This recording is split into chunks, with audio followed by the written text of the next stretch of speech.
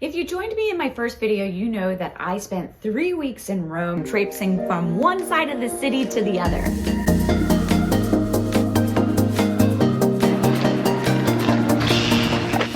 And I probably would have planned things a little bit differently now knowing the lay of the land. So I decided to make a video that will help you plan your trip to Rome. And I'm doing a 3-part series where I'm breaking down the city into 3 major parts to help you be efficient on time and get to see everything that you want to see. So if you watched the first video, you know I already showed you the plazas and the piazzas and the fountains that everybody wants to go and see. Welcome to part 2, where I'm going to take you to the next big part of the city, which is St. Peters Basilica, the Vatican and the Sistine Chapel, and Castel San Angelo. It's another great section of the city, and you could break this up because the Vatican and the Sistine Chapel could take you 3 to 4 hours, but it's all in one area. I'll show you around. It's a gorgeous day to check out the Vatican.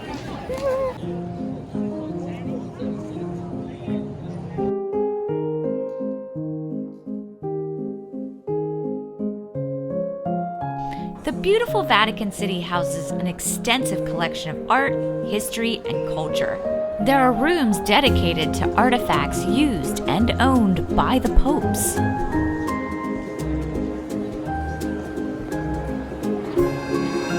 To avoid long lines and easily navigate your way through the crowds and important artifacts not to be missed, I would highly recommend booking a tour through the Vatican's website before going. The tour will end with the Sistine Chapel in fresco by Michelangelo that was done between 1508 and 1512. It's stunning, and you're not allowed to video inside the chapel, so you just have to go to see it for yourself.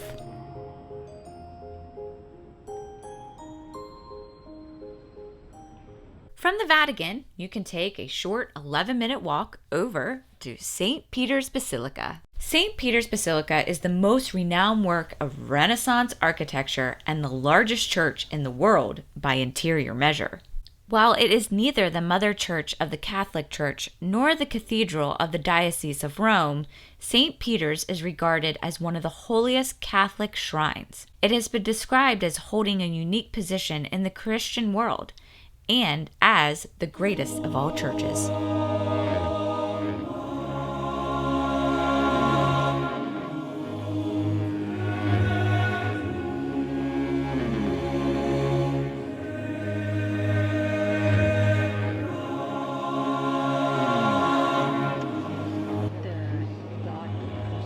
It is free to visit St. Peter's Basilica, but you should expect long lines of possibly 2 hours.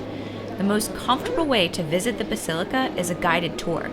We found our tour on Airbnb Experiences. I'll provide a link in the description below. At the end of the tour, you'll have the chance to climb to the top of the dome. While the steps are long and narrow in places, the views are so worth it, and it was one of my fondest memories from visiting Rome.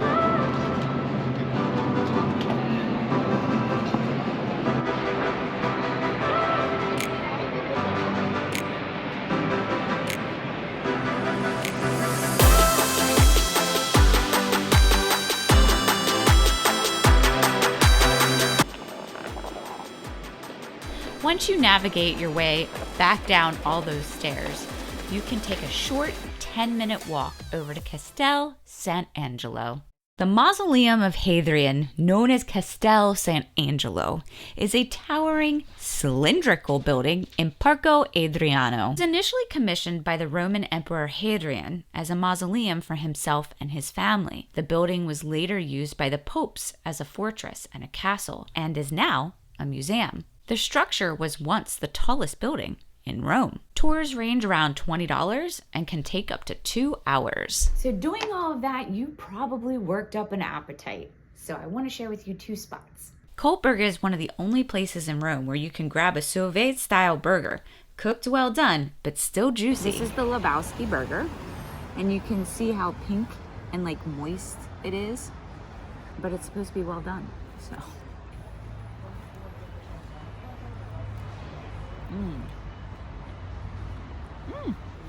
That's good.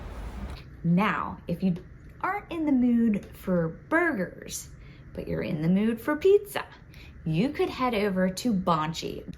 Banchi is clearly no secret in Rome. Known for a variety of one-of-a-kind pizzas created to excite and entice, the lineup changes frequently throughout the day based on the availability of locally sourced ingredients.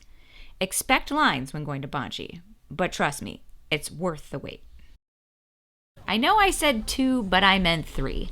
Lastly, for a sweet treat, head over to Millennium. Nicola Spalloni is a pastry chef with an amazing talent. It's another wonderful place in this section of the city to indulge in some yummy sweet treats and gelato.